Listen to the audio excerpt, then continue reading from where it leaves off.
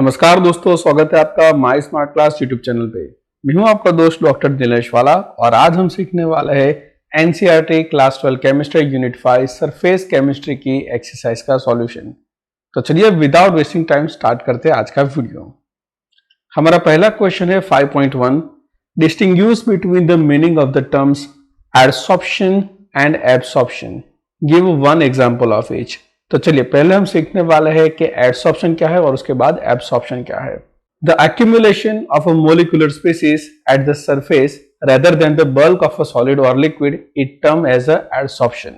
अगर मैं simple language में आपको समझाऊं तो सपोज ये एक मटेरियल है और उसकी सरफेस के ऊपर अगर कोई सब्सटेंस उसके पे एक्यूमुलेट होता है, मतलब उसके सरफेस पे चिपकता है, तो उसको हम बोलते हैं एडसॉर्प्शन। आप जैसा कि देख सकते हो यहाँ पे सरफेस पे ही ये सब चिपका हुआ है, अंदर बल्क में ज्यादा कुछ भी नहीं गया है, तो इसको बोलेंगे एडसॉर्प्शन। यहाँ स्पेलिंग में AD आता है। अब देखने वाले हैं कि एडसॉर्बेंट किसको बोलते हैं। So the material on the surface of which adsorption take place is called adsorption. मतलब जिस मटेरियल की सरफेस के ऊपर ये एडसॉर्प्शन होता है, तो ये इस मटेरियल को हम बोलेंगे एडसॉर्बेंट। और दूसरा आता है एडसॉर्बेट। तो देखो, द मोलिकुलर स्पीसीज और substance which concentrates on the accumulates at the surface is term as a adsorbate. मतलब ये जो हमारे एडसॉर्बेंट की सरफेस पे जो मटेरियल चिपकता है उसको हम बोलते हैं एडसॉर्बेट। अब जो दूसरी टर्म आती है वो सीखते हैं, वो है एब्सॉर्प्शन।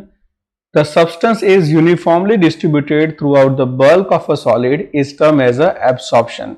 मतलब ये देखो, हमारा एक मटेरियल है और उसके अंदर, मतलब पूरे बल्क के अंदर ये जो मटेरियल अंदर जाता है यूनिफॉर्मली, तो इसको हम बोलते हैं एब्सॉर्प्शन। अगर थोड़ा और डिटेल में इसका डिफरेंस देखें तो सब्सटेंस कॉन्सेंट्रेट होता है सिर्फ सरफेस पे, लेकिन अंदर तक पेनिट्रेट नहीं होता है, वो होता है एडसॉर्प्शन। और अगर हम बोले वो uniformly through out the bulk में डिस्ट्रीब्यूट होता है, तो वो होता है एब्सॉर्प्शन। अगर एग्जाम्पल की बात करें जो कि यहाँ पे क्वेश्चन में है, so when a chalk stick is dip into the ink the surface retain the color of the ink due to the adsorption of a color molecules। मतलब अगर हम चॉक स्टिक को किसी कलर वाले इंक वाले solution में dip करते हैं तो जो इंक होगी वो सरफेस पे एडसॉर्ब होगी। अगर एब्सॉर्प्शन की एग्जांपल की बात करें तो उसमें chalk stick is dip into the ink, the solvent of a ink goes deeper into the stick due to the absorption. मतलब यही एग्जांपल के अंदर अगर हम इंक के अंदर हमारी चॉक स्टिक डालते हैं तो जो इंक के अंदर जो भी सॉल्वेंट होंगे वो इस चॉक के अंदर एब्सॉर्ब हो जाएंगे, मतलब वो थ्रू आउट इनसाइड जाएंगे, जबकि इसके इंक मोलिक्यूल होंगे, कलर मोलिक्यूल, वो सरफेस पे रहेंगे। तो वो सरफेस पे जो रहता है कलर, वो होता है एडसॉर्प्शन, लेकिन ये इंक का जो सॉल्वेंट है वो throughout the chalk stick अंदर चला जाएगा, वो होगा absorption. In adsorption the concentration of the adsorbate increases only at the surface of the adsorbent. मतलब जो ये सरफेस पे ही इसका कॉन्सेंट्रेशन बढ़ता जाएगा, लेकिन यहाँ पे एब्सॉर्प्शन में ऐसा होगा, the concentration is a uniform through out the bulk of the solid. मतलब वो पूरे अंदर बल्क के अंदर यूनिफॉर्मली डिस्ट्रीब्यूट होगा, ऐसा नहीं कि सिर्फ सरफेस पे होगा, ये through out the bulk uniformly distribute होगा। तो ये है हमारा difference between adsorption and absorption, और दोनों के एग्जाम्पल यहाँ पे लिखे हैं। और भी हमारे सराउंडिंग बहुत सारे एग्जाम्पल है, अगर आप देखना चाहे तो एडसॉर्प्शन के एग्जाम्पल की बात करें तो जो मेकअप होता है वो होता है, क्या होता है, उसमें सरफेस पे ही होता है, स्किन की सरफेस पे, तो वो होता है मेकअप का एडसॉर्प्शन।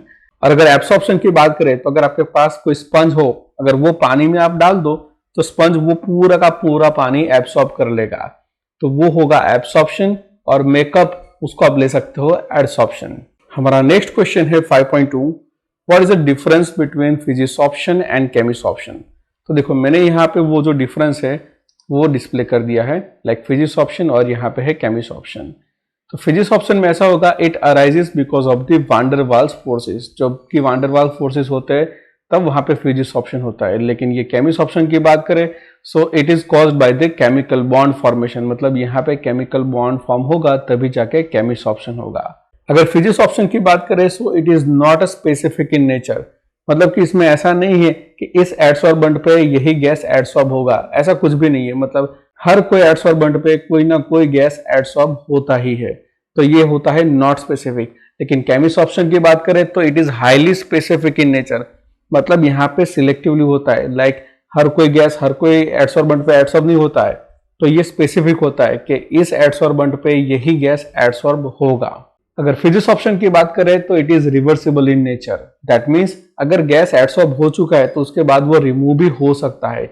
अगर केमिस्ट ऑप्शन की बात करें तो इट इज इरिवर्सिबल, मतलब एक बार जो गैस एडसॉर्ब हो गया तो वो हो गया, अब वो वापस वहां से नहीं जाने वाला है। नेक्स्ट बात करें फिजिक्स ऑप्शन की तो it depends on the nature of gas. More easily liquefiable gases are adsorb more readily, मतलब यहाँ पे नेचर ऑफ गैस पे डिपेंड करता है फिजिक्स ऑप्शन। केमिस्ट ऑप्शन भी डिपेंड करता है गैस के नेचर पे, लेकिन फिजिक्स ऑप्शन के केस में जो गैस इजीली लिक्विफाइबल होता है, मतलब जो इजीली लिक्विड में कन्वर्ट हो जाता है, वो गैस ज्यादा अमाउंट में एडसॉर्ब होता है। जबकि यहाँ के बात करें तो gases which can react with the adsorbent shows the chemisorption, मतलब यहाँ पे जो कोई गैस हमारे एडसॉर्बेंट के साथ रिएक्ट करता है वही गैस केमिस्ट ऑप्शन देता है, मतलब वो बन जाएगा बॉन्ड फॉर्मेशन और वो दिखाएगा हमें केमिस्ट ऑप्शन। नेक्स्ट पॉइंट देखिए फिजिक्स ऑप्शन का, तो यहाँ पे enthalpy of adsorption is low, amount उसकी दी गई है 20 to 40 किलो जूल पर मोल, जबकि यहाँ पे एंथैल्पी ऑफ एडसॉर्प्शन है 80 to 240 किलो जूल पर मोल। नेक्स्ट पॉइंट है हमारा low temperature is favourable for the physics option and it decrease with increase in temperature. तो ये फेवरेबल होता है फिजिक्स ऑप्शन लो टेम्परेचर पे, लेकिन जैसे हम टेम्परेचर बढ़ाएंगे तो यहाँ पे जो एडसॉर्प्शन है उसकी अमाउंट डिक्रीज हो जाएगी।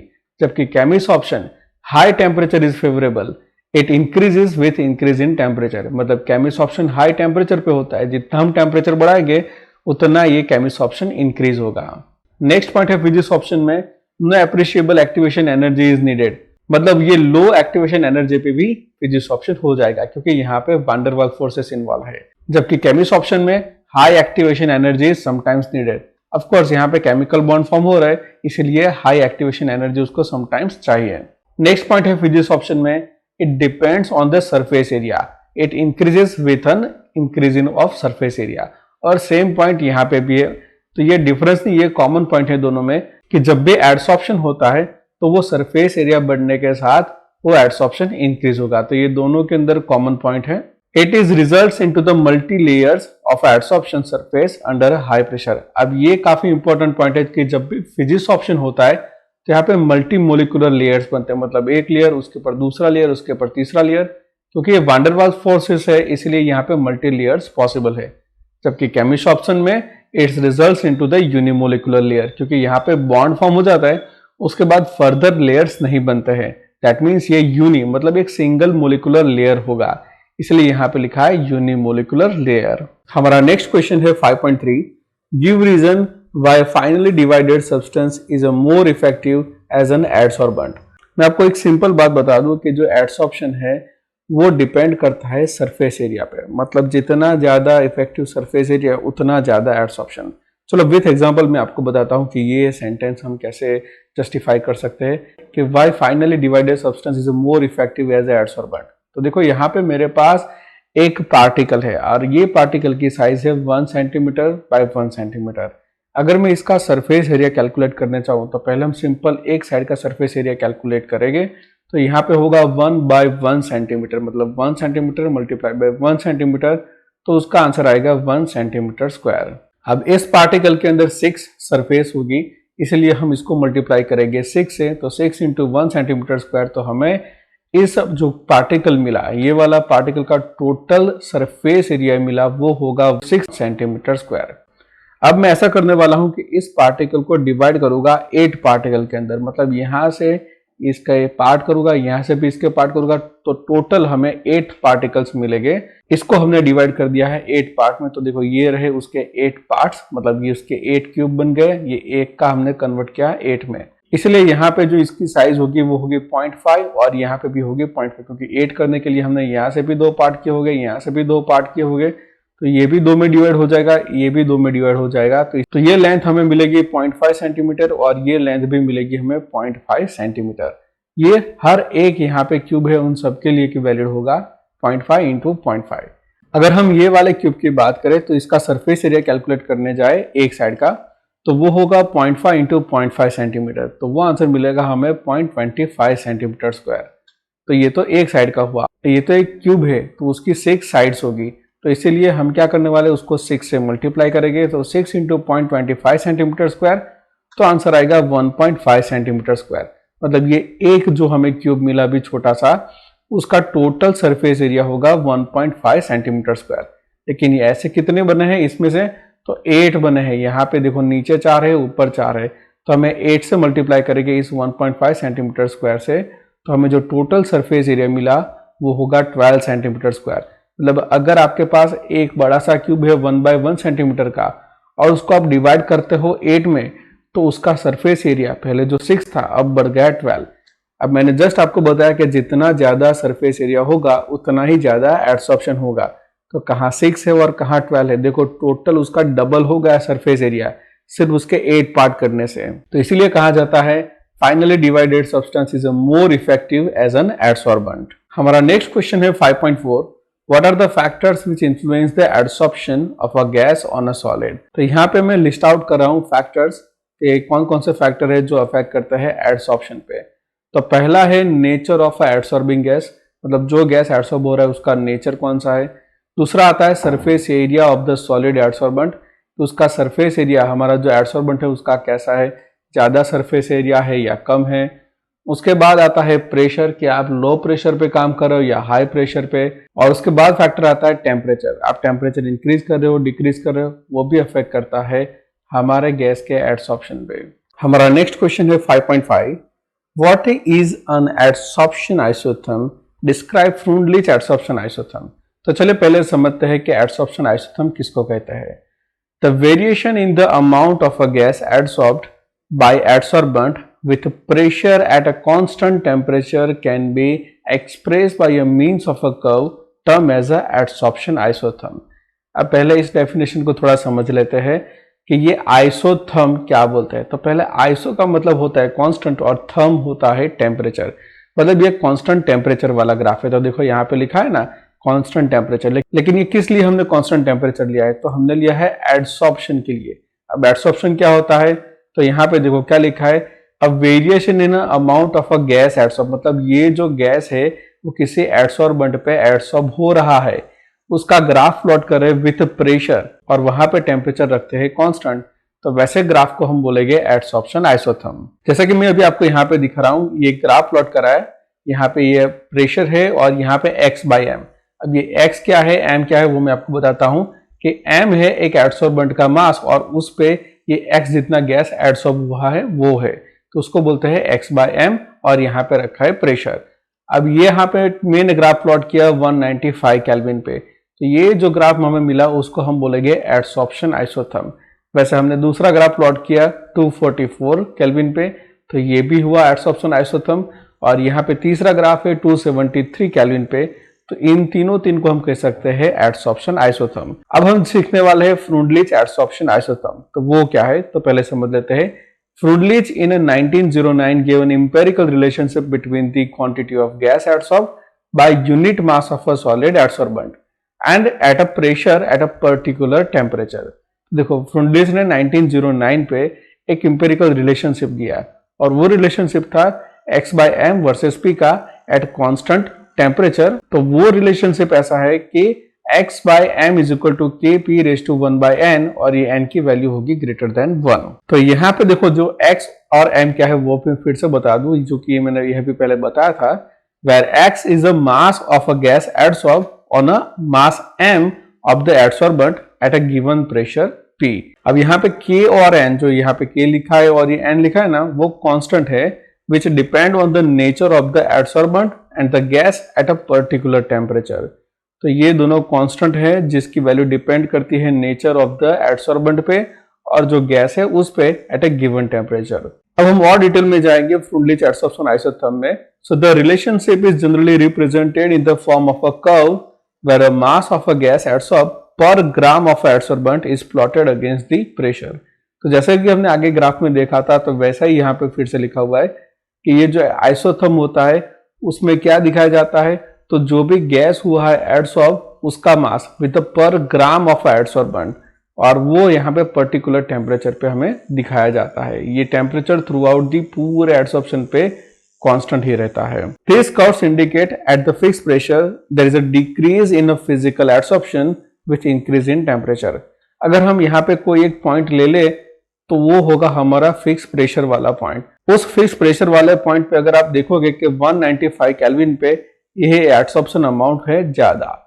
यहाँ पे अगर 244 पे आओगे तो एडसॉर्प्शन अमाउंट कम हो जाएगी, तो ये टेम्परेचर बढ़ा, उसके साथ एडसॉर्प्शन डिक्रीज हुआ।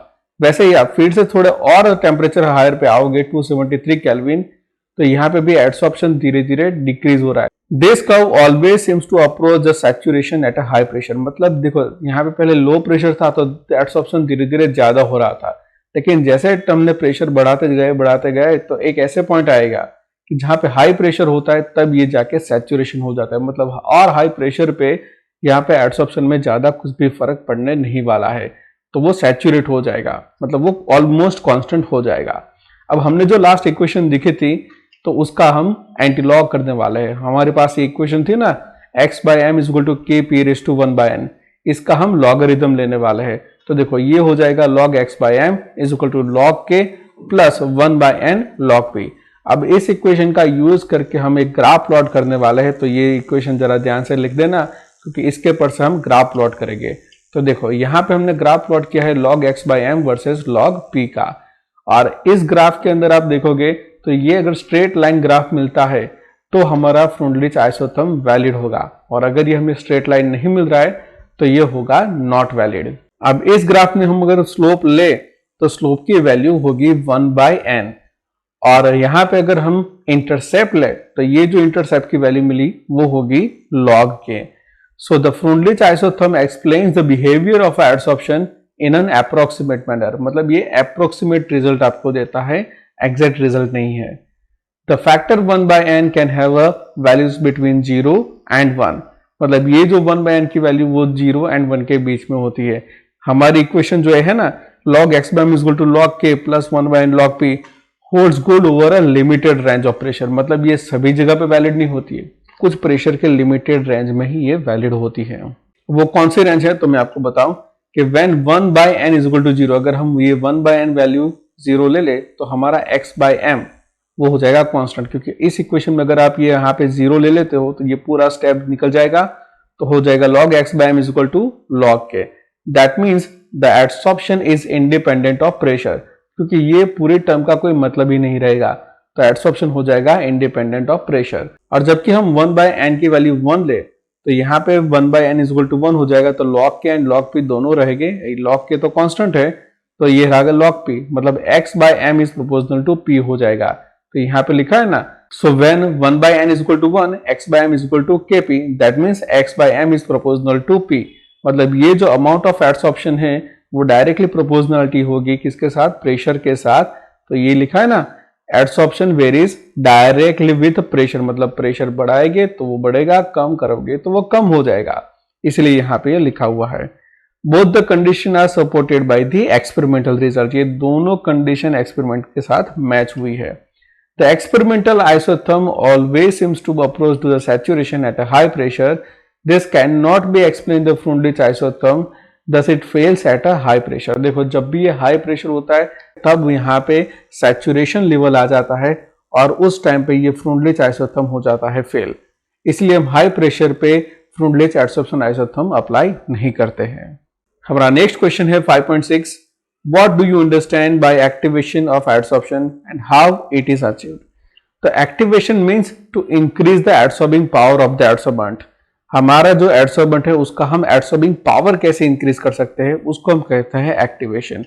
और हम इसको कैसे हम एक्टिवेट कर सकते हैं, मतलब उसका एडसॉर्प्शन पावर कैसे बढ़ा सकते हैं, तो कुछ मेथड दी गई है, like by increasing the surface area of adsorbent. अगर आप उसको फाइनली डिवाइडेड पार्टिकल में कन्वर्ट कर रहे हैं तो उसका सरफेस एरिया बढ़ जाएगा और वो एक्टिवेट हो जाएगा, मतलब ज्यादा अमाउंट में एडसॉर्प्शन कर पाएगा। सेकंड है by heating in a vacuum और air.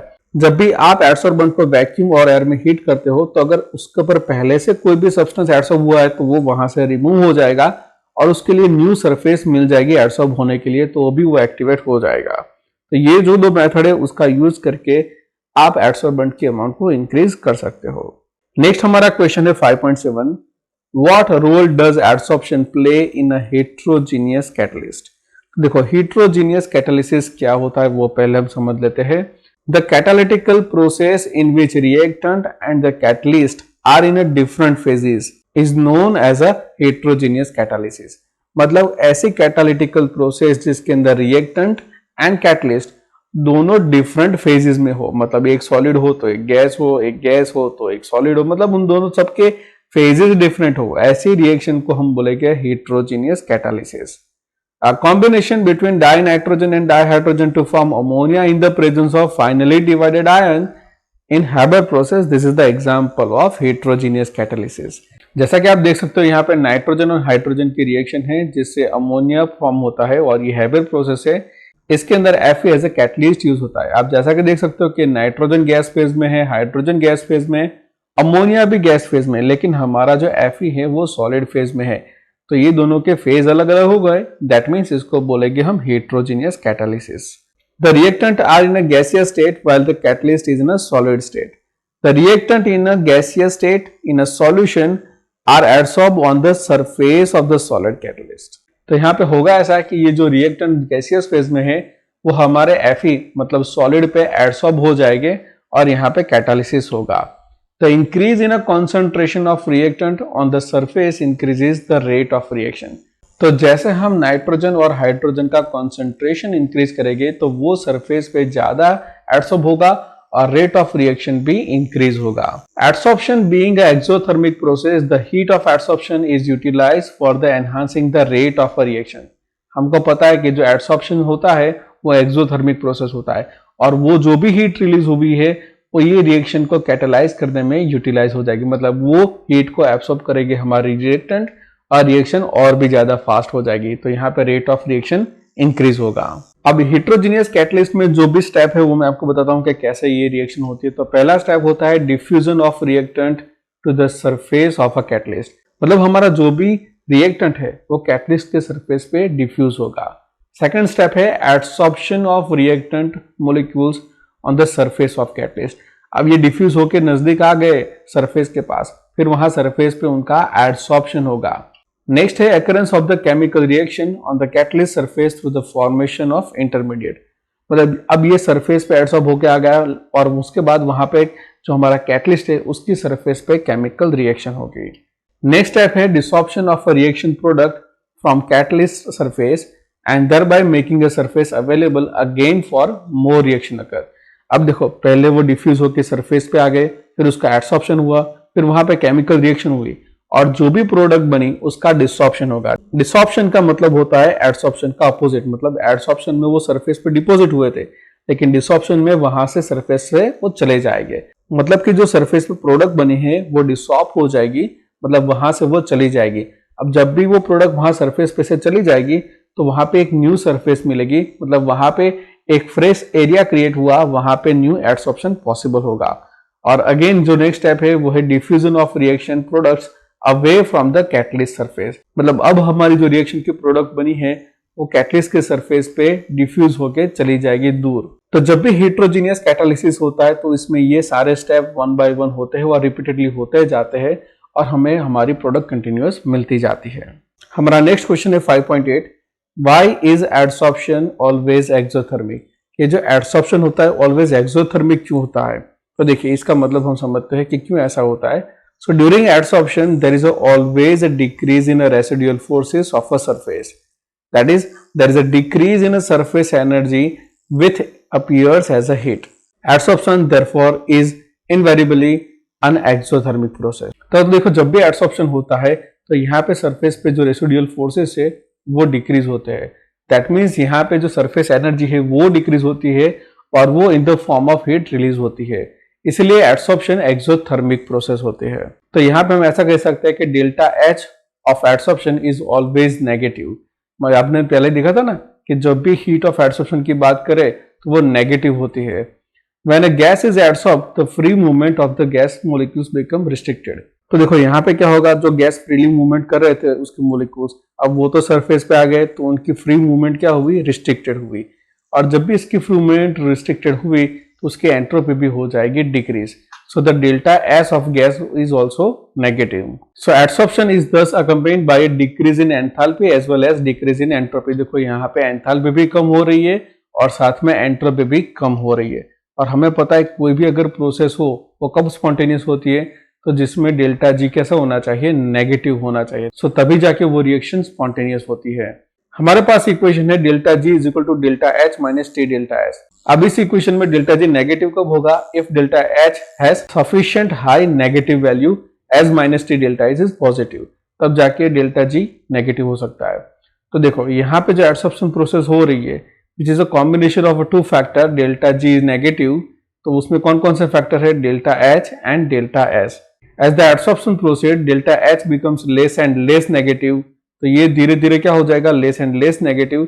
Ultimately delta H becomes equal to the T delta S, मतलब ये डेल्टा एच की वैल्यू टी डेल्टा एस जितनी हो जाएगी, ये दोनों सेम हो जाएंगे तो डेल्टा जी की वैल्यू हो जाएगी 0। दैट मीन्स यहाँ पे इक्विलिब्रियम अटेन हो जाएगा। तो देखो हमारा मेन रीजन है कि ये एक्सोथर्मिक क्यों हो रहा है, तो उसका रीजन यहाँ पे दिया है कि सरफेस एनर्जी है वो in the form of heat release होती है। हमारा नेक्स्ट क्वेश्चन है 5.9, how are the colloidal solutions classified on the basis of physical state and the disperse phase and the dispersing medium. तो मैंने ऑलरेडी यहाँ पे आपको पूरा चार्ट दे दिया है कि disperse phase, dispersing medium, type of colloid और एग्जांपल उसके क्या होंगे। तो जब भी डिस्पर्स फेज सॉलिड होता है और डिस्पर्सिंग मीडियम भी सॉलिड, तो होता है सॉलिड सॉल और उसका एग्जांपल है जेमस्टोन। अगर डिस्पर्सिंग फेज सॉलिड है, मीडियम लिक्विड है, तो उसको बोलेंगे सॉल और वो उसका एग्जांपल है पेंट। अगर फेज सॉलिड हो और मीडियम गैस हो तो उसको बोलेंगे aerosol, just like a smoke. अगर डिस्पर्सिंग फेज लिक्विड है, डिस्पर्सिंग मीडियम सॉलिड है, तो उसका एग्जांपल होगा जेल, लाइक अ चीज। अगर डिस्पर्सिंग फेज लिक्विड है, डिस्पर्सिंग मीडियम भी लिक्विड है, तो उसको बोलेंगे इमल्सन, जिसका एग्जांपल है मिल्क। अगर डिस्पर्सिंग फेज लिक्विड है और डिस्पर्सिंग मीडियम गैस है, तो उसको बोलेंगे एरोसॉल, जिसका एग्जांपल है फोग। आप जैसा कि देख सकते हो कि एरोसॉल 2 बार आया है, सॉलिड और गैस उसको भी एरोसॉल बोलते हैं और लिक्विड और गैस उसको भी एरोसॉल बोलते हैं। अगर डिस्पर्सिंग फेज गैस है, डिस्पर्सिंग मीडियम सॉलिड है, तो उसको बोलेंगे सॉलिड फॉर्म, जिसका एग्जांपल है Puma stone. Dispersing phase gas हो और डिस्पर्सिंग मीडियम लिक्विड हो, तो उसको बोलेंगे फोम, जिसका एग्जांपल है फ्रोथ। हमारा नेक्स्ट क्वेश्चन है 5.10, discuss the effect of pressure and temperature on the adsorption of a gas on a solid. तो पहले हम देखने वाले हैं इफेक्ट ऑफ प्रेशर कि उसकी क्या इफेक्ट होती है। So the adsorption is reversible process and is accompanied by a decrease in a pressure. Therefore, adsorption increase with increase in pressure. मतलब अगर आप प्रेशर बढ़ाओगे तो एडसॉर्प्शन बढ़ेगा और आप प्रेशर कम करोगे तो एडसॉर्प्शन कम होगा।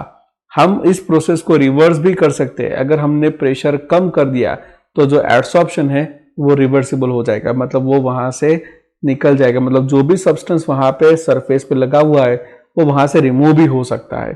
तो ये रिवर्सिबल प्रोसेस है एडसॉर्प्शन की, जो प्रेशर डिक्रीज करने से हम अटेन कर सकते हैं। तो इतना याद रखो कि अगर हम प्रेशर बढ़ाएंगे तो एडसॉर्प्शन बढ़ेगा, प्रेशर कम करोगे तो हमारा एडसॉर्प्शन डिक्रीज हो जाएगा। नेक्स्ट है इफेक्ट ऑफ टेम्परेचर। अब टेम्परेचर से क्या इफेक्ट आएगी, तो simple, the extent of adsorption decrease with increase in a temperature. ये वैलिड होता है फिजिक्स ऑप्शन के लिए। तो जब भी हम टेम्परेचर बढ़ाएंगे, मतलब with increase in a temperature, adsorption is decreases. Next है 5.11, what are lyophilic and lyophobic salts? Give example of each type. Why are the hydrophobic salts easily coagulated? तो चलिए समझते हैं पहले लायोफिलिक कॉलोइड्स क्या है। उसको हम सॉल्ट भी कह सकते हैं, कॉलोइड्स भी कह सकते हैं, दोनों का मतलब सेम है। तो देखो द वर्ड लायोफिलिक, उसका मतलब क्या है? सो उसका मतलब होता है लिक्विड लविंग। फिलिक का मतलब लविंग, ये लायो मतलब लिक्विड और फिलिक मतलब लविंग, तो उसका मतलब है liquid loving. Colloid salts directly form by mixing a substance like a gum, gelatine, starch, rubber with a suitable liquid, और हम बोल सकते हैं डिस्पर्सिंग मीडियम। हमारा जो सूटेबल डिस्पर्सिंग मीडियम के साथ इनको मिक्स करें लाइक गम, जिलेटिन या स्टार्च, रबर को, तो वो बनाएंगे लायोफिलिक सॉल्ट्स।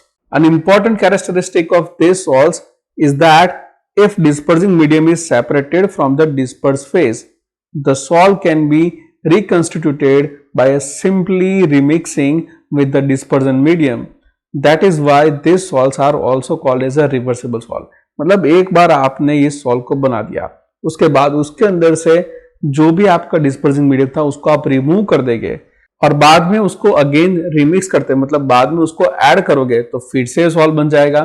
तो इसीलिए इसको बोलते हैं रिवर्सिबल सॉल्ट। मतलब एक बार हमारा सॉल्वेंट निकल गया, फिर आप बाद में उसको दोबारा भी डालोगे तो ये सॉल्ट वापस बन जाएंगे, इसीलिए उसको बोलते हैं रिवर्सिबल सॉल्ट्स। जबकि हम बात करें लायोफोबिक, लायो मतलब लिक्विड एंड फोबिक का मतलब हेटिंग, तो इसको बोलते हैं liquid hating. The substance like metal and their sulphide etcetera when they simply mix with the dispersion medium do not form the colloidal solve. Their colloidal salts can be prepared only by a special method and such a salts are called as a lyophobic salt. मतलब ऐसा नहीं कि आपके पास metal और उसके sulphur वो सीधा उसको डिस्पर्जन मीडियम के साथ मिक्स करो और कॉलोइडल सॉल्व बन जाएगा, ऐसा नहीं है। इसके लिए स्पेसिफिक मेथड यूटिलाइज करनी पड़ती है, तब जाके सॉल्व बनते हैं। वैसे टाइप के सॉल्व को हम बोलते हैं lyophobic sols. This sols are readily precipitated on the addition of small amount of electrolytes by heating or by shaking and hence are not stable. Further, once precipitated, they do not give back in the colloidal salts simply by addition of a dispersion medium. Hence, these salts are also called as irreversible salts. And lyophobic salts need stabilizing agents for the preservation.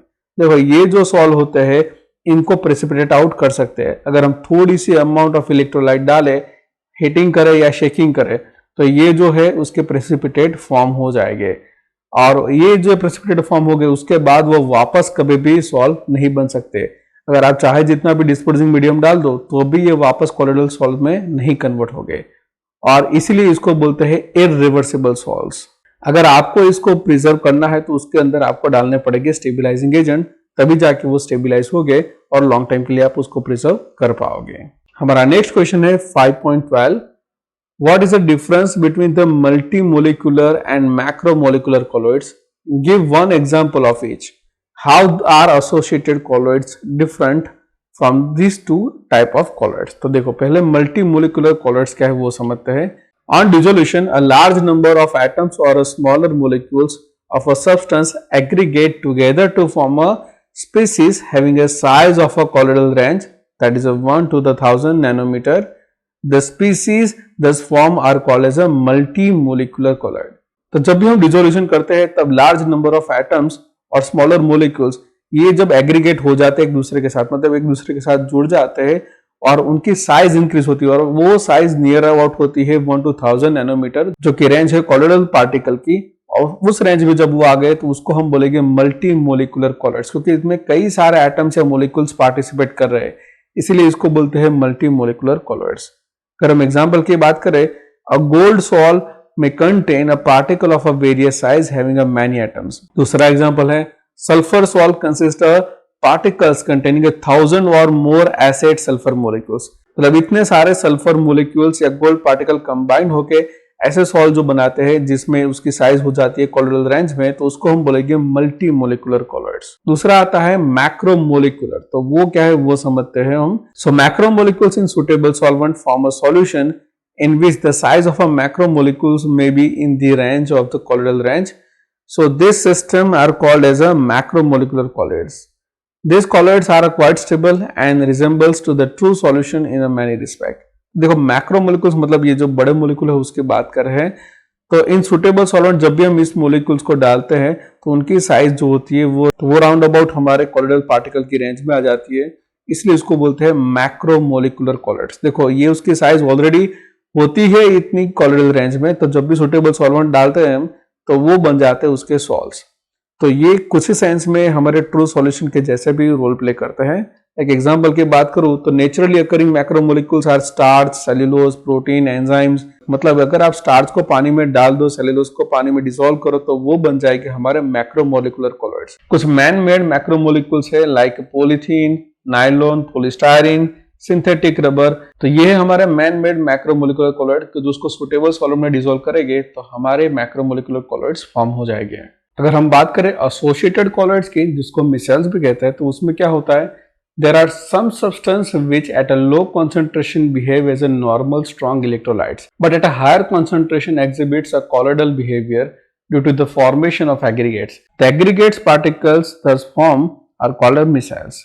These are also known as a associated colloids. मतलब यहाँ पे ये ऐसे substance हैं जो low concentration पे ऐसे behave करते हैं नॉर्मल स्ट्रॉन्ग इलेक्ट्रोलाइट, लेकिन जब भी उसके हायर कॉन्सेंट्रेशन की बात करें तो वहां पे वो कॉलोइडल बिहेवियर देते हैं। और ऐसे एग्रीगेटेड पार्टिकल्स को हम कहते हैं मिसेल्स, जिसको हम एसोसिएटेड कॉलोइड्स भी कहते हैं। The formation of micelle take place only above the particular temperature is called as a Krafft temperature. मतलब एक स्पेसिफिक टेम्परेचर के बाद ही एक मिसेल्स बनते हैं, तो उस टेम्परेचर को हम बोलते हैं क्राफ्ट टेम्परेचर।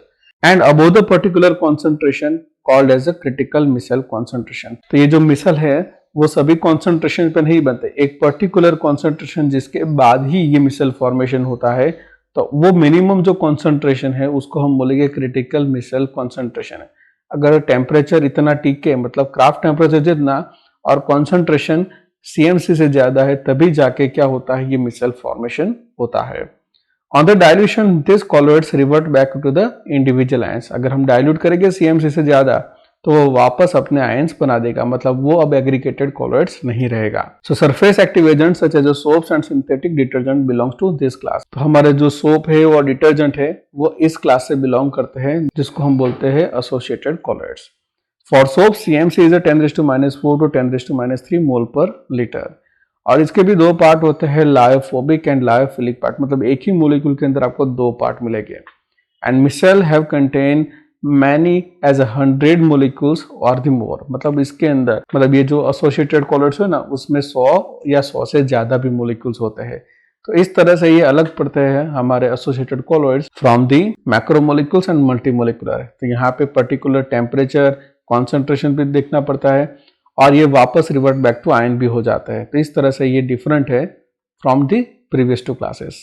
हमारा नेक्स्ट न्यूमेरिकल है 5.13, what are enzymes, write in a brief the mechanism of enzyme catalysis. तो चलिए पहले समझते हैं कि एंजाइम क्या है। So enzymes are the complex of nitrogenous organic compounds which are produced by living plants and animals. They are actually protein molecules of a high molecular mass and form a colloidal solution in water. तो देखो ये enzyme क्या है, तो enzyme nitrogenous complex organic compound है जो living plant और animal produce करते हैं, और ये एक टाइप के प्रोटीन मोलिक्यूल होते हैं जिसका हाई मोलिकुलर मास होता है और वाटर के साथ वो कॉलोइडल सॉल्यूशन बनाते हैं। They are very effective catalyst, catalyze numerous reaction, especially those connect with the natural process.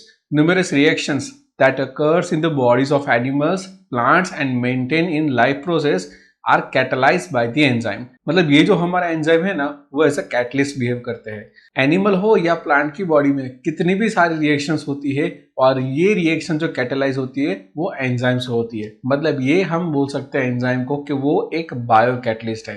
Enzymes are thus termed as a biochemical catalyst and the phenomena known as a biochemical catalysis। देखो ये जो enzymes है ना, हम उसको क्या बोला, catalyst बोला, लेकिन ये बायोलॉजिकल सिस्टम में है इसलिए इसको बायोकेमिकल कैटालिस्ट बोलेंगे। और वो जो रिएक्शन में कैटालिसिस करते हैं इसलिए इसको बोलेंगे biochemical catalysis. Many enzymes have been obtained in a pure crystalline state from living cells, and however the first enzyme was synthesized in laboratory was in 1969। कई सारे एंजाइम को हम प्योर क्रिस्टलाइन स्टेट में ऑब्टेन कर सकते हैं living cell में से, और जो पहला एंजाइम था जो लेबोरेटरी में सिंथेसाइज किया था वो 1969 में किया था।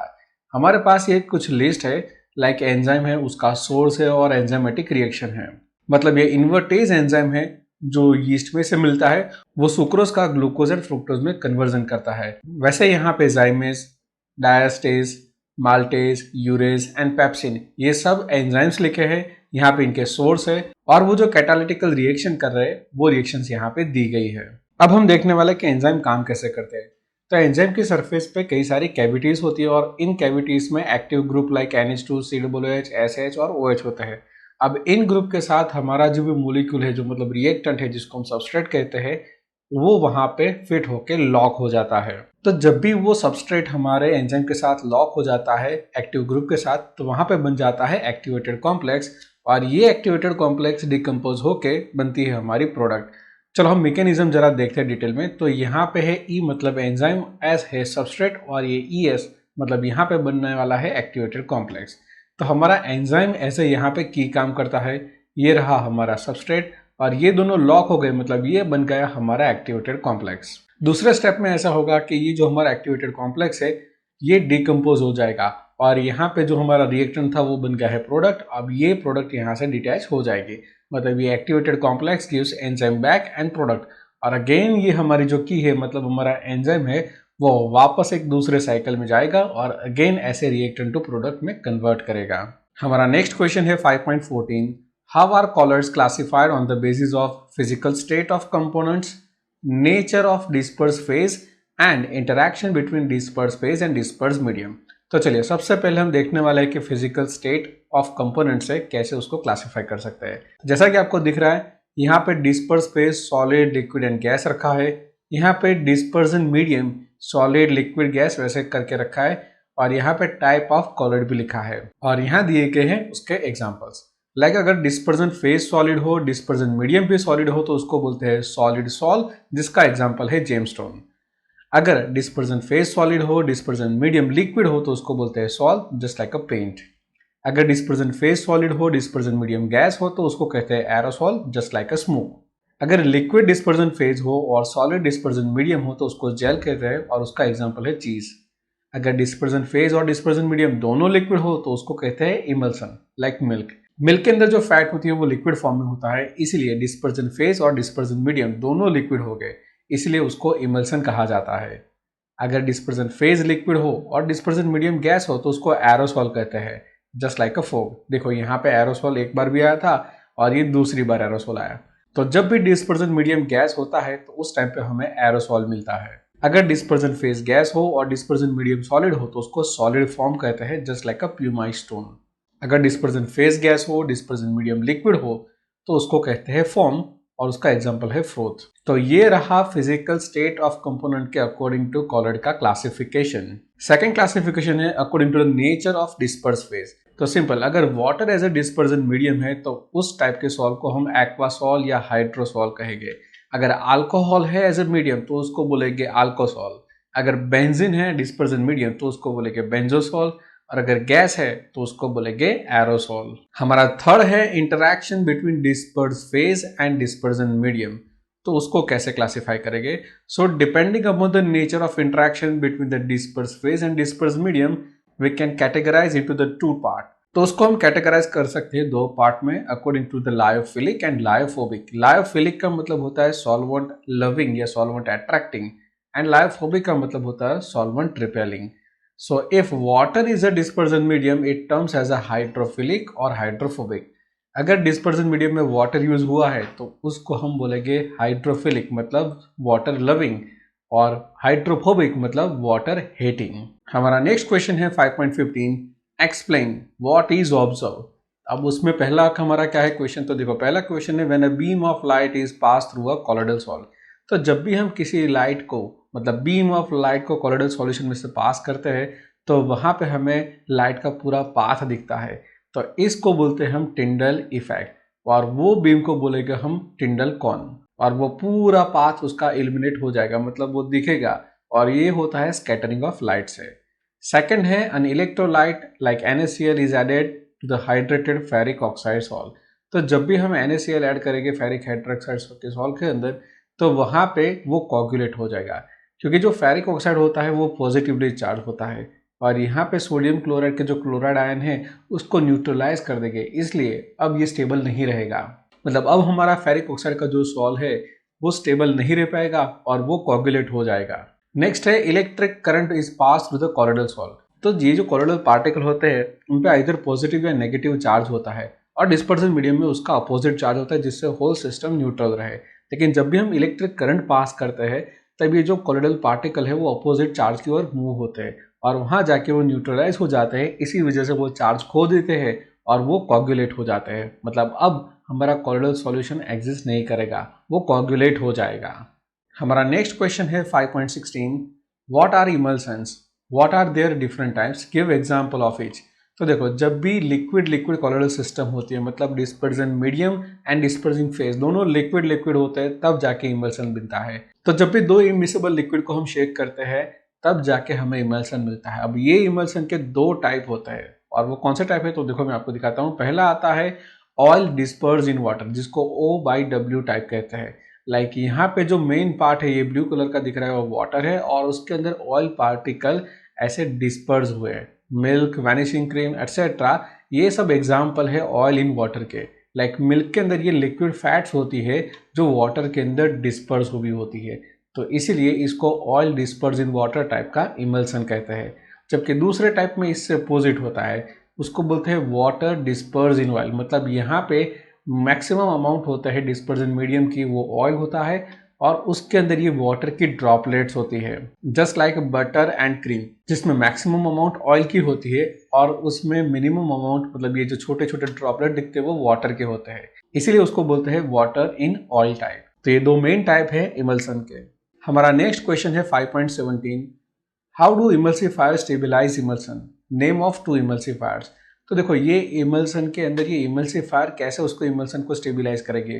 तो देखो जब भी ऐसा कोई इमल्सन बनता है तो उसको लॉन्ग टाइम के लिए रखेंगे तो वो दो लेयर सेपरेट उसके हो जाएंगे, मतलब डिस्पर्सिंग मीडियम और डिस्पर्सिंग फेज दोनों सेपरेट हो जाएंगे। ऐसा ना हो इसीलिए हमें इमल्सिफाइंग एजेंट यूज करना पड़ता है, मतलब ये इमल्सिफाइंग एजेंट हमारे इमल्सन को स्टेबलाइज रखता है और उसको ऐड करना जरूरी है। सिर्फ ये ऐसा काम करते हैं कि जो भी कॉलोइडल पार्टिकल है, मतलब जो सस्पेंडेड पार्टिकल है, उसके सराउंडिंग एक फिल्म बना देंगे और ये फिल्म से अब ये जो पार्टिकल है वो साथ में नहीं आएंगे, मतलब वो कोगुलेट नहीं होंगे और ये इमल्सन की स्टेबिलिटी बढ़ जाएगी। तो आपको जैसे कि पता है दो टाइप के इमल्सन होते हैं, oil in water and water in oil. तो ऑयल इन वाटर के अंदर जो इमल्सिफाइंग एजेंट है वो होते हैं लाइक कुछ proteins, gums, natural and synthetic soaps, जबकि वाटर इन ऑयल के अंदर आते हैं हैवी मेटल के salt, fatty acid, long chain alcohol या लैम्प। तो ये है इमल्सिफाइंग एजेंट जो इमल्सन को प्रोटेक्ट करते हैं। और अगर मैं ग्राफिकल वे से बताऊँ आपको तो ये है हमारा, देखो ये पार्टिकल्स और इस पार्टिकल्स के सराउंड वो कोट हो जाएगा, मतलब उसके सराउंड एक फिल्म बना देगा जिससे ये पार्टिकल एक दूसरे के नज़दीक नहीं आएंगे और ये स्टेबलाइज हो जाएगा। हमारा नेक्स्ट क्वेश्चन है 5.18, action of soap is due to the emulsification and micelle formation, comment. तो इससे पहले हम समझते हैं कि ये हमारा जो सोप है उसकी मैकेनिज्म कैसी होती है और ये सोप क्या होता है। So soap is considered as a sodium or potassium salt of a higher fatty acid and represented by RCOO minus Na plus। जैसा कि यहाँ पे सोडियम स्टीयरेट की फॉर्मूला लिखी गई है और जब भी इसको वाटर के अंदर डिसॉल्व करते हैं तो इसके दो आयन मिल जाते हैं, RCOO minus and Na plus. अब ये जो हमारा RCOO माइनस है, मतलब ये ने यहाँ पे ड्रॉ कर दिया है, उसके अंदर भी दो पार्ट होते हैं। ये जो आपको COO माइनस दिख रहा है ना, उसको बोलते हैं हम हेड, और ये जो हेड होता है वो हाइड्रोफिलिक होता है, मतलब वाटर लविंग होता है। जबकि ये पीछे का जो पार्ट है उसको बोलते हैं हाइड्रोफोबिक टेल, जो वाटर को रिपेल करता है, मतलब ये वाटर रिपेलिंग पार्ट है और ये वाटर लविंग पार्ट है। और अगर इस टाइप के मॉलिक्यूल को मुझे रिप्रेजेंट करना है तो मैं इस तरह से कर सकता हूँ, ये है हाइड्रोफिलिक हेड और ये है हाइड्रोफोबिक टेल। तो ये दो मेन पार्ट होते हैं जो क्लीनिंग मैकेनिज्म में यूज होते हैं। अब जब हम बात करते हैं RCOO माइनस की, तो नॉर्मल कंडीशन की बात करें जब भी कॉन्सेंट्रेशन कम होता है, तो ये सपोज हमारा लिक्विड है तो इसके अंदर हेड जो है वो वाटर के अंदर रहेगी और टेल रहेगी बाहर की साइड। लेकिन जब भी कॉन्सेंट्रेशन CMC से ज़्यादा होगा, मतलब क्रिटिकल मिसल कॉन्सेंट्रेशन से ज़्यादा होगा, तब ये जो पार्टिकल्स है, मतलब ये जो हमारे मोलिक्यूल्स है वो एग्रीगेट्स बनाएंगे जिसको हम बोलेंगे माइसेल्स। ये जो माइसेल्स होते हैं वो मोर देन 100 ऐसे मोलिक्यूल्स का कॉम्बिनेशन होता है जिसमें बीच में टेल होती है और सराउंडिंग हेड होता है। मतलब ये हाइड्रोफोबिक पार्ट बीच में रहेगा और हाइड्रोफिलिक पार्ट यहाँ पे, मतलब ये हेड है, वैसे सराउंडिंग में रहेगा। अब ये जो मिसाइल फॉर्मेशन है इसी से ही ये क्लीनिंग मैकेनिज्म सोप की होती है, और ये लिक्विड भी है और ये पार्टिकल भी लिक्विड में अंदर ही रहेंगे, तो यहाँ पे एक इमल्सिफिकेशन होगा। मैं आपको क्लीनिंग मैकेनिज्म भी करके दिखाता हूँ कि उसमें कैसा होता है। जैसे कि आप ये भी डर्ट देख रहे हो, तो हमारा जो मोलिक्यूल है सोप का, उसकी जो टेल वाला पार्ट है वो इसके अंदर चला जाएगा, क्योंकि वो भी हाइड्रोफोबिक है और ये भी जो डर्ट होती है वो हाइड्रोफोबिक होते हैं, तो वो उसके अंदर चला जाएगा। फिर जैसे जिसका कॉन्सेंट्रेशन बढ़ेगा, मतलब CMC के अबव जाएगा, तो यहाँ पे माइसेल फॉर्मेशन हो जाएगी और ये जो डर्ट है वो यहाँ पे माइसेल के बीच में ट्रैप हो जाएगी। और जब भी हम वाटर अप्लाई करेंगे तो ये पूरा माइसेल पानी के साथ चला जाएगा। तो यहाँ पे जो क्लीनिंग मैकेनिज्म हुई है वहाँ पे इमल्सन बना है, और वो इमल्सन है यहाँ पे डर्ट का और साथ में वाटर का। सो इस इमल्सिफिकेशन की वजह से जो फैट या ऑयल होता है जो लिक्विड फॉर्म में होता है वो इमल्सिफाई होके, मतलब इस इमल्सन के फॉर्म में वहाँ से क्लीन हो जाता है। इसलिए ये sentence action of soap is due to emulsification यहाँ पे जस्टिफाई हो जाता है। हमारा नेक्स्ट क्वेश्चन है 5.19, give 4 examples of heterogeneous catalysis. Heterogeneous catalysis उसे कहते हैं जहां कैटालिस्ट का फेस डिफरेंट होता है रिएक्टेंट और प्रोडक्ट से। जस्ट लाइक मैं आपको दिखाता हूं कि यहाँ पे ऑक्सीडेशन ऑफ सल्फर डाइऑक्साइड, तो देखो SO2 कन्वर्ट हो रहा है SO3 में, ये दोनों गैस है लेकिन ये है सॉलिड, तो ये एग्जाम्पल हुआ हेट्रोजीनियस कैटालिसिस का।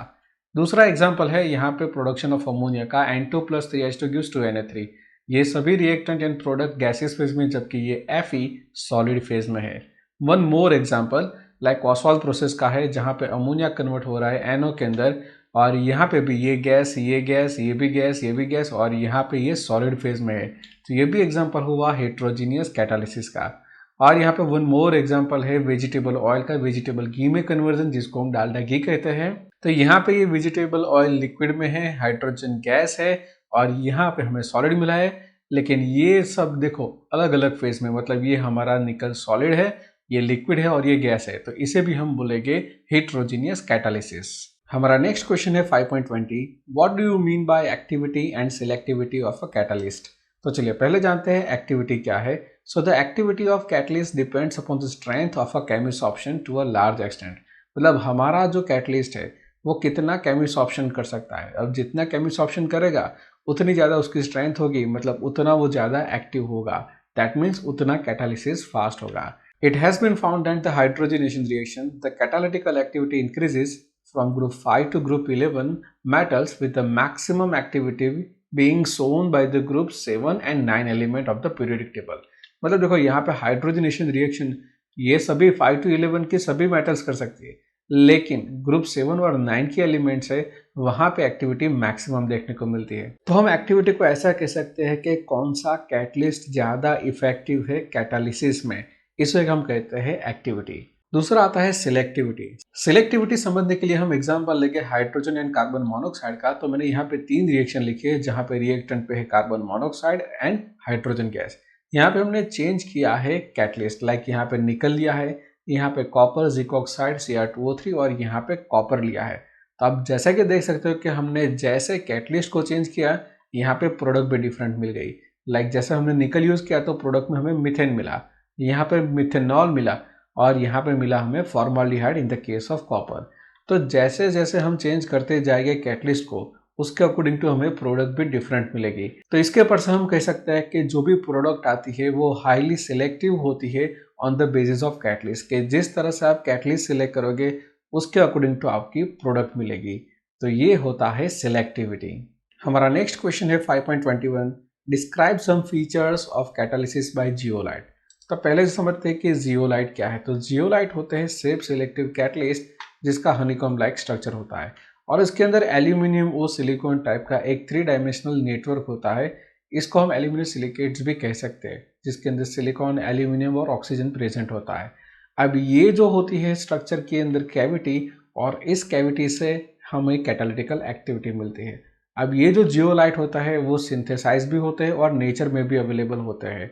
जो मोस्ट पॉपुलर जियोलाइट होते हैं तो वो लाइक पेट्रोकेमिकल इंडस्ट्री में cracking of hydrocarbon and isomerisation के लिए यूज होता है। लाइक ZSM5 है वो पेट्रोलियम इंडस्ट्री में यूज होता है, जो कन्वर्ट करता है अल्कोहल टू डायरेक्टली गैसोलीन।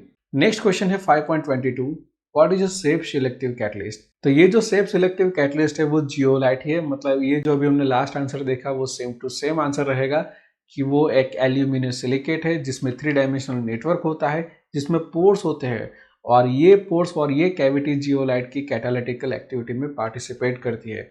और यहाँ पे जो एग्जांपल है वो ZSM5 है, जो कन्वर्ट करता है अल्कोहल को सीधा गैसोलीन में।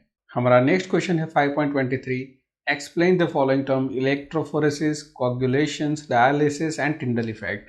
तो देखो सबसे पहले हम सीखेंगे इलेक्ट्रोफोरेसिस। जैसा कि हम लोग जानते हैं कॉलोइडल पार्टिकल के ऊपर कोई ना कोई चार्ज होता है, वो पॉजिटिव या नेगेटिव हो सकते हैं। अब इस चार्ज को फाइंड आउट करने के लिए हम इलेक्ट्रोफोरेसिस का यूज़ करते हैं। यहाँ पे इलेक्ट्रिक फील्ड अप्लाई किया जाता है। अगर हमारे ये जो कॉलोइडल पार्टिकल है उनका चार्ज नेगेटिव है तो वो मूव करेंगे टुवर्ड द एनोड, और इसका अपोजिट अगर ये पार्टिकल पे पॉजिटिव चार्ज है तो वो मूव करेंगे कैथोड की तरफ। तो ये जो चार्ज पार्टिकल की मूवमेंट है इससे हमें पता चलता है कि ये उसके ऊपर पॉजिटिव चार्ज है या नेगेटिव चार्ज है। इसीलिए हम कह सकते हैं the movement of colloidal particles under the applied electric potential is called electrophoresis। दूसरा है coagulation और precipitation। तो ये जो भी colloidal particles स्टेबल होते हैं वो उनके चार्ज की वजह से होते हैं। अगर हम ये चार्ज को रिमूव कर दे तो ये एक दूसरे के नज़दीक आ जाएंगे और वहाँ पे प्रेसिपिटेट या बोलेंगे हम एग्रीगेट्स हो जाएंगे। इस फिनोमिना को हम बोलते हैं coagulation या प्रेसिपिटेशन। उसके बाद आता है डायलिसिस। तो डायलिसिस में सिंपल ऐसा कंस्ट्रक्शन होता है कि यहाँ पे एक सेमी परमिएबल मेम्ब्रेन होता है। तो यहाँ से वाटर सप्लाई किया जाता है और यहाँ से वाटर रिमूव होता है। तो जो इम्प्योरिटी यहाँ पे प्रेजेंट है वो सारी इम्प्योरिटी चली जाएगी इस वाटर के साथ, मतलब यहाँ पे कोलोइडल पार्टिकल इससे बाहर नहीं आ सकते। ये एक सेमी परमिएबल मेम्ब्रेन होता है जिसके अंदर से बाहर सिर्फ इम्प्योरिटी और ये सॉल्वेंट हो सकता है, लेकिन ये कोलोइडल पार्टिकल इसके बाहर नहीं जा सकते। तो ये हमारा डायलाइजिंग मेम्ब्रेन हो गया और यहाँ से इम्प्योरिटी बाहर निकल के पानी के साथ चली जाएगी। यहाँ पे कंटिन्यूस फ्रेश वाटर का सप्लाई होता है और इम्प्योरिटी मतलब ये क्रिस्टलॉइड्स यहाँ से उसके साथ मतलब बाहर निकल जाएंगे और इस तरह से हमारा ये कॉलर है उसका प्योरिफिकेशन किया जाता है। नेक्स्ट आता है टिंडल इफेक्ट। तो जब भी कोई कॉलोइडल सॉल्यूशन होता है उसके अंदर हम बीम ऑफ लाइट अप्लाई करें तो यहाँ पे लाइट का स्कैटरिंग होता है और वो पूरा पाथ इल्यूमिनेट होकर हमें दिखता है। तो इसको बोलते हैं हम टिंडल इफेक्ट। और ये जो हमें बीम ऑफ लाइट मिला जो स्कैटरिंग होने से मिला उसको हम बोलेंगे टिंडल कॉन। और ये जो टिंडल इफेक्ट है कॉलोइडल पार्टिकल के लाइट के स्कैटरिंग से हमें मिलती है। हमारा नेक्स्ट क्वेश्चन है 5.24। Give 4 uses of emulsion. Cleansing action of a soap is based on the formation of emulsion. दूसरा है digestion of a fats in intestine takes place by the formation of emulsification. Antiseptic and disinfectants when added to the water to form emulsion. और last है the process of emulsification is used to make a medicine. अगर हम कोई भी soap या hand wash की बात करें तो वहाँ पे जो क्लीनिंग मैकेनिज्म है वो इमल्सन से ही होती है। अगर हम फैट के डाइजेशन की बात करें तो फैट के छोटे छोटे ग्लोब्यूल्स बन जाते हैं और वो भी डाइजेशन उनका इमल्सिफिकेशन से ही होता है। जो एंटीसेप्टिक एंड डिसइंफेक्टेंट है वो जो बैक्टीरिया के सराउंड एक लेयर बना देंगे और वहाँ से उसको किल करेंगे तो वहाँ पे भी इमल्सिफिकेशन होगा। और जो मेडिसिन होती है उसमें भी इमल्सिफिकेशन का यूज किया जाता है। हमारा नेक्स्ट क्वेश्चन है 5.25। What are micelles? Give example of micellar system. तो मिसेल्स को बोलते हैं एसोसिएटेड क्लोराइड। मतलब जब भी कॉन्सेंट्रेशन लो होता है तो ये एज ए स्ट्रॉन्ग इलेक्ट्रोलाइट के जैसे रहते हैं, लेकिन जब हायर कॉन्सेंट्रेशन करे तो वो मिलके एक एग्रीगेट बना देते हैं जिसको हम बोलते हैं माइसेल्स या एसोसिएटेड क्लोराइड्स। लेकिन ये हर कोई टेम्परेचर या हर कोई कॉन्सेंट्रेशन पे नहीं बनता। The formation of micelle take place above particular temperature. मतलब जिस टेम्परेचर के अबव यहाँ पे मिसल फॉर्मेशन होता है उसको बोलते हैं क्राफ्ट टेम्परेचर डिनोटेड बाय टीके। और वो पर्टिकुलर कॉन्सेंट्रेशन जिसके अबव ही मिसल फॉर्मेशन हो उस कॉन्सेंट्रेशन को हम बोलेंगे क्रिटिकल मिसल कॉन्सेंट्रेशन। मतलब सीएमसी जितना कॉन्सेंट्रेशन है तब तक मिसल फॉर्म नहीं होगा, लेकिन उसी के बाद ही मिसल फॉर्मेशन स्टार्ट होगा। On the dilution this collar revert back to the individual and surface active agent such as soap and synthetic detergent being to this class. मतलब जब भी हम डाइल्यूशन करते हैं तो वापस वो अपने मोलिक्यूल्स वाले स्टेट में आ जाते हैं। हमारा जो सोप एंड सिंथेटिक डिटर्जेंट है वो इसी क्लास में आते हैं।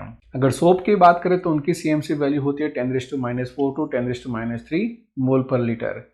और ये जो कोलोइडल पार्टिकल है उनके पास लायोफिलिक एंड लायोफोबिक दोनों पार्ट होते हैं। जैसा कि हमने क्लीनिंग मैकेनिज्म में देखा था ना, hydrophilic head and hydrophobic tell, और वही मैकेनिज्म से यहाँ पे काम होता है। नेक्स्ट क्वेश्चन है 5.26। Explain the terms with suitable examples. Alcosol, aerosol, hydrosol. तो जब भी हम अल्कोसॉल की बात करें वहाँ पे अल्कोहल एज होगा डिस्पर्जन मीडियम, इसीलिए उसको बोलते हैं alcosol. Just like a colloidal sol of a cellulose nitrate in ethyl alcohol is called as a alcosol, क्योंकि यहाँ पे alcohol as a dispersion medium है।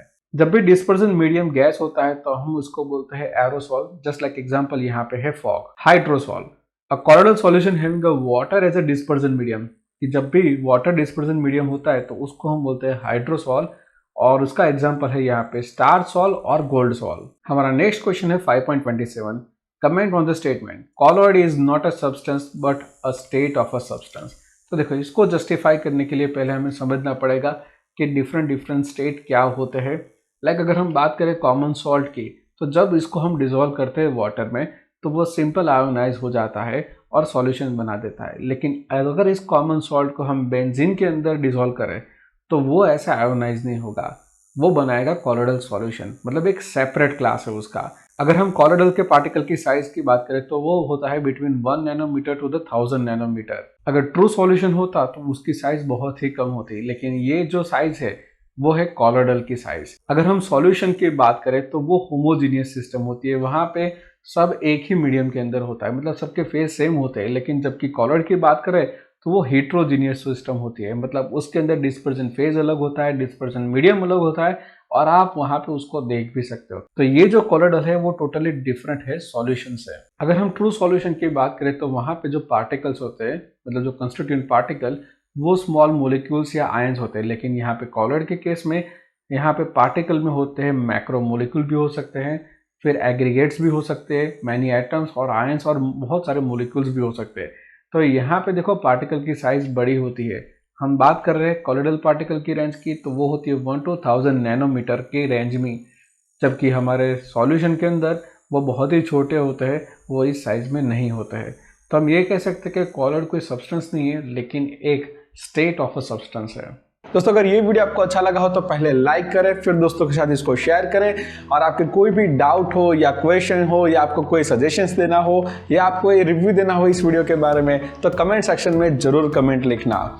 और अगर इस चैनल पे आप नए हो तो पहले चैनल को सब्सक्राइब कर दीजिए, क्योंकि आपको ऐसे ही नए नए वीडियो मिलते रहेंगे। मैं क्लास 11 और 12 के लिए पैरेलल काम कर रहा हूँ, तो इन दोनों के वीडियो आते ही रहेंगे। तो मिलते हैं नए वीडियो में, तब तक बाय एंड टेक केयर।